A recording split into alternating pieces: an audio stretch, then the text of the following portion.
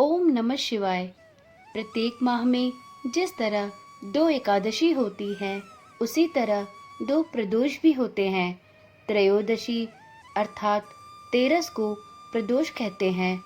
हिंदू धर्म में एकादशी को विष्णु भगवान से और प्रदोष को शिव जी से जोड़ा जाता है। दरअसल इन दोनों ही व्रतों से चंद्र का दोष दूर होता है। प्रदोष व्रत जिस दिन पड़ता है, उसी के आधार पर इसका नाम रखा जाता है। यदि यह बुधवार को हो तो इसे बुध प्रदोष व्रत, शनिवार के दिन आए तो इसे शनि प्रदोष व्रत और शुक्रवार के दिन इसे शुक्र प्रदोष व्रत कहा जाता है। इसी प्रकार से यदि यह सोमवार के दिन आए तो इसे सोम प्रदोष व्रत कहते हैं।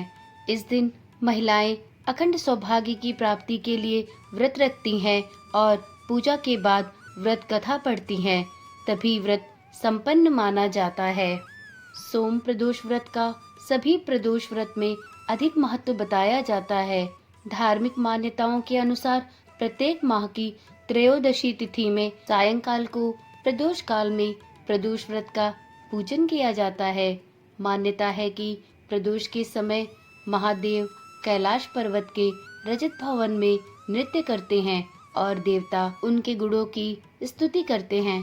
ऐसे में जो भी जातक यह व्रत करते हैं, भोलेनाथ की कृपा से उनकी सभी मनोवांछित कामनाओं की पूर्ति होती है। मान्यता है कि सोमवार के दिन प्रदोष व्रत को करके जो भक्त प्रदोष काल के समय भगवान शिव की पूजा करते हैं, उनके सभी पाप शिवजी नष्ट कर देते हैं और शिव भक्ति को प्राप्त भक्त उत्तम स्थान और सुख पाता है। जैसा कि सोम प्रदोष व्रत की कथा में बताया गया है। सोम प्रदोष व्रत पूजा कथा में बताया गया है कि सोमवार के दिन जब त्रयोदशी तिथि लगती है तो इसे ही सोम प्रदोष व्रत कहते हैं। धार्मिक मान्यताओं के अनुसार शिव जी को सोम प्रदोष व्रत करने वाले भक्त अति प्रिय होते हैं। इस व्रत को रखकर जो व्रती प्रदोष काल में शिव जी की पूजा और कथा करते हैं, उनकी विपदा को शिव जी जरूर हर लेते हैं। सोम प्रदोष व्रत कथा के अनुसार एक नगर में एक ब्राह्मणी रहती थी। उसके पति का स्वर्गवास हो गया था। उसका अब कोई आश्रयदाता नहीं था, इसलिए प्रातः होते ही वह अपने पुत्र के साथ भीख मांगने को निकल पड़ती थी। भिक्षाटन से ही वह स्वयं व पुत्र का पेट पालती थी। एक दिन ब्राह्मणी घर लौट रही थी तो उसे एक लड़का घायल अवस्था में कराहता हुआ मिला। ब्राह्मणी दयावश उसे अपने घर लेकर आ गई। वह लड़का विदर्भ का राजकुमार था। शत्रु सैनिकों ने उसके राज्य पर आक्रमण करके उसके पिता को बंदी बना लिया था और राज्य पर नियंत्रण कर लिया था। इसलिए वह राजकुमार इधर उधर भटक रहा था। राजकुमार ब्राह्मण पुत्र के साथ ब्राह्मणी के घर रहने लगा। तभी एक दिन अंशुमति नामक एक गंधर्व कन्या ने राजकुमार को देखा तो वह उस पर मोहित हो गई। अगले दिन अंशुमति अपने माता पिता को राजकुमार से मिलाने लाई। उन्हें भी राजकुमार पसंद आ गए।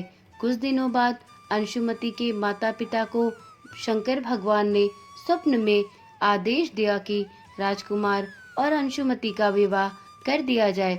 उन्होंने वैसा ही किया। इधर ब्राह्मणी बड़ी ही श्रद्धा पूर्वक प्रदोष व्रत किया करती थी। उसके व्रत के प्रभाव और गंधर्व राज की सेना की सहायता से राजकुमार ने विदर्भ से शत्रुओं को खदेड़ दिया और पिता के राज्य को पुनः प्राप्त कर आनंद पूर्वक रहने लगा। राजकुमार ने ब्राह्मण पुत्र को अपना प्रधानमंत्री नियुक्त किया। ब्राह्मणी के प्रदोष व्रत के महामात्य से जैसे राजकुमार और ब्राह्मण पुत्र के दिन फिरे, वैसे ही शंकर भगवान अपने दूसरे भक्तों के दिन भी फेर देते हैं। अतः सोम प्रदोष का व्रत करने वाले सभी भक्तों को यह कथा अवश्य पढ़नी अथवा सुननी चाहिए। सोम प्रदोष व्रत से जुड़ी हुई एक और कथा भी प्रचलित है। चलिए इस कथा को भी एक बार सुन लेते हैं। प्रदोष को प्रदोष कहने के पीछे एक पौराणिक कथा जुड़ी हुई है। संक्षेप में यह कि चंद्र को क्षय रोग था, जिसके चलते उन्हें मृत्यु तुल्य कष्टों को भोगना पड़ रहा था। भगवान शिव ने उस दोष का निवारण करने के लिए उन्हें त्रयोदशी के दिन पुनः जीवन प्रदान किया था। अतः इसीलिए इस दिन को प्रदोष काल कहा जाने लगा। हालांकि प्रत्येक प्रदोष की व्रत कथा अलग अलग होती है। स्कंद पुराण में प्रदोष व्रत के महामात्य का वर्णन मिलता है। इस व्रत को करने से सभी तरह की मनोकामनाएं पूर्ण होती हैं। इसमें एक विधवा ब्राह्मणी और शांडिल्य ऋषि की कथा के माध्यम से इस व्रत की महिमा का वर्णन मिलता है। पद्म पुराण की एक कथा के अनुसार चंद्रदेव जब अपनी 27 पत्नियों में से सिर्फ एक रोहिणी से ही सबसे ज्यादा प्रेम करते थे और बाकी 26 को उपेक्षित रखते थे। उन 26 रानियों ने उन्हें श्राप दे दिया, जिसके चलते उन्हें कुष्ठ रोग हो गया था। ऐसे में अन्य देवताओं की सलाह पर उन्होंने शिव जी की आराधना की और जहां आराधना की वहीं पर एक शिवलिंग स्थापित किया। शिव जी ने प्रसन्न होकर उन्हें न केवल दर्शन दिए बल्कि उनका कुष्ठ रोग भी ठीक कर दिया।